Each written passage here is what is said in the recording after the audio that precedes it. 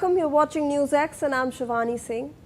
Now, Israel has launched counter-air strikes targeting central and western Iran in response to the missile fire from Tehran.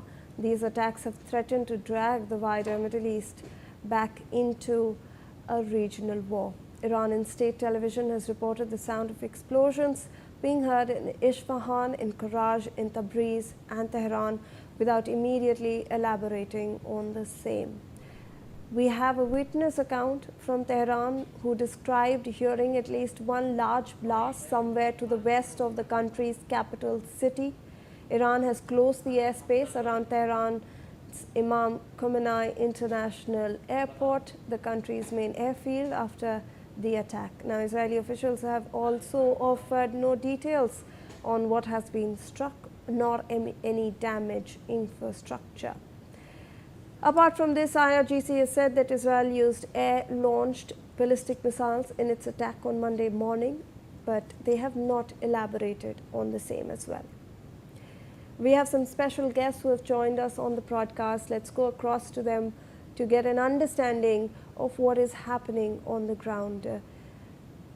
First, let's go on to Ariel Whitman, who is the op-ed editor and senior reporter at Globes, which is Israel's financial newspaper, and the host of the Western Spirit podcast.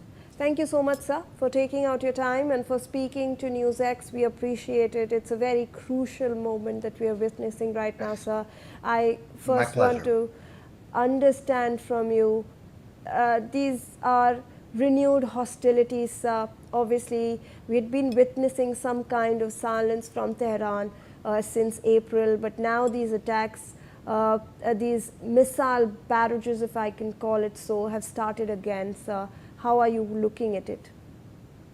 So Israel has not attacked Beirut for a while now because Iran has decided that the new equivalent that they're trying to draw is that if Israel strikes Beirut, then Iran will strike Israel. That finally Israel decided, probably against or even with a tacit agreement by the United States, to symbolically shoot something into Beirut, and this is where we are now. The Iranians shot, as of now, about 15 ballistic missiles into Israel, and yesterday President Trump pressured Israel not to do anything, and in fact it seems that the attack that Israel has done into Iran has been very limited as of now.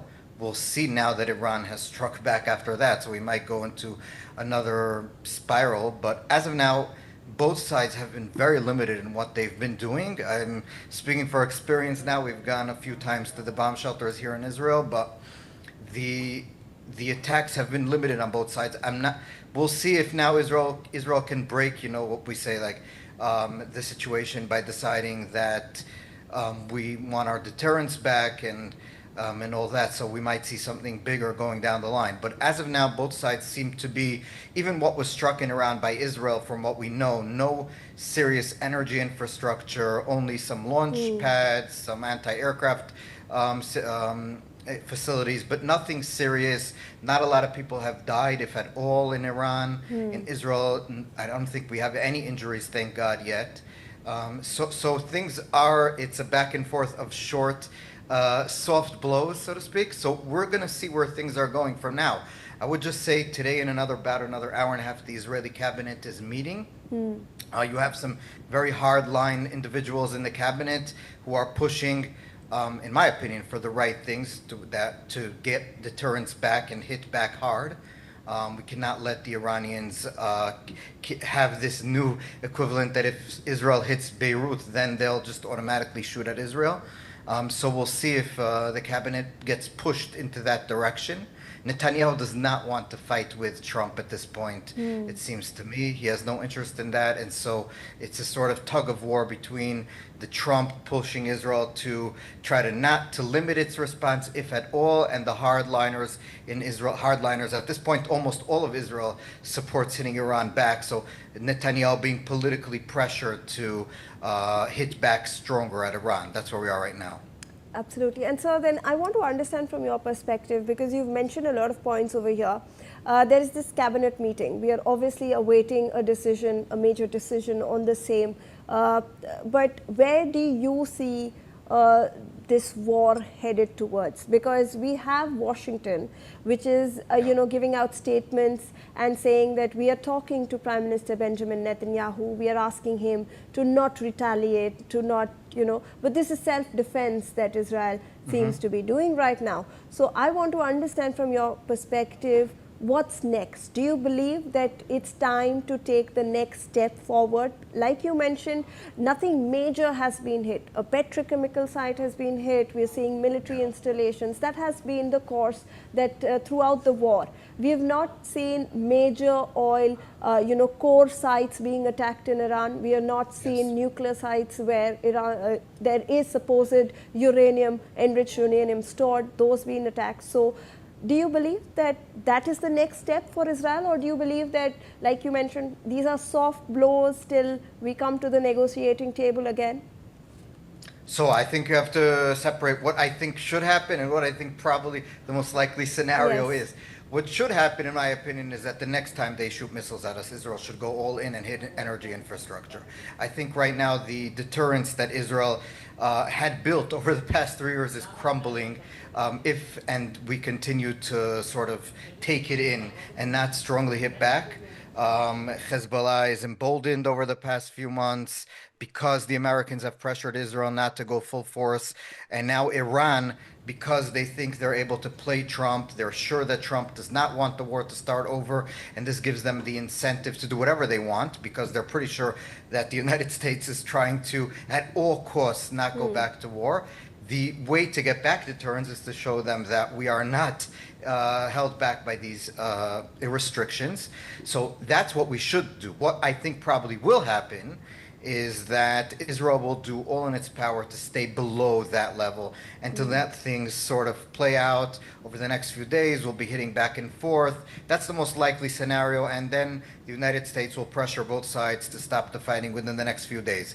That's the most likely scenario, but it all depends on, I'm sorry to say, not on what Israel does. I think Israel should have the initiative, but I don't think it will. It depends on how strong Iran hits us within the next few hours or days coming up. If Iran hits with ballistic missiles that, God forbid, get through, and God forbid people will be injured and dying, then the Israeli public will not be able to stomach if we don't hit them extremely hard back. If, thank God, nobody, God willing, gets hurt or killed or serious infrastructure damage, then I'm willing to, I think the most likely scenario is that this will be over within the next few days. So it all depends on how strong the Iranians, how many missiles they shoot, how many missiles get through the defense systems here, and what are the consequences of that. So I think Israel would like it to end as fast as possible, not because they want it, but because they're being pressured to, and President Trump holds all the cards over Israel's head, and right now that's where we are, so we'll see. And so when you talk about, the consequences, if we take, for example, all the situations in mind, when you talk about the consequences, the economic implication of this war has been vast. And it's been felt across the globe, sir, not just in Israel or the US or Iran, but across the globe, including in India. I want to understand from your perspective, even if the hostilities die down, even if we reach a ceasefire, we have seen a disruption of the energy cycle and supply cycle in the world. Do you believe that will take time to restore? Because I want to understand from you if there will be a major economic crisis that we will see even after this war, subsides. It's a good question. I in general think that the United States, because they're so worried about the hostilities starting again, and they so badly don't want to get military action back up in Iran in full force, they're able to they're prolonging all of the pain for the entire world, but also for themselves. India is obviously getting hurt a lot because they need the oil, but a lot of countries are. And I think when President Trump shows the other side that he is so complacent, that he is so afraid, I'm sorry to say, of getting the war back on, the other side is willing to do whatever it wants. And so this is continuing. You know, they have no reason to open the blockade. The Americans have no reason to open the blockade from the other side. And the Iranians are sure they're going to get good concessions the more they hold off, because Trump is so worried of the hostilities starting again. And so we have both sides are willing to hold off. And this is going to raise the possibility of, or the likelihood of, any economic hardships that will come down the line on the oil front. So yeah, I think that if things go the way they are going now, the Iranians have no reason to come to the table and actually sign a deal. The Americans are basically begging for them to do so. So unless America changes its tone and its posture, we're in for a longer situation than we hoped. All right. Thank you so much, Mr. Whitman, for your valuable perspective on this issue. We appreciate it, and also for taking out your time and speaking.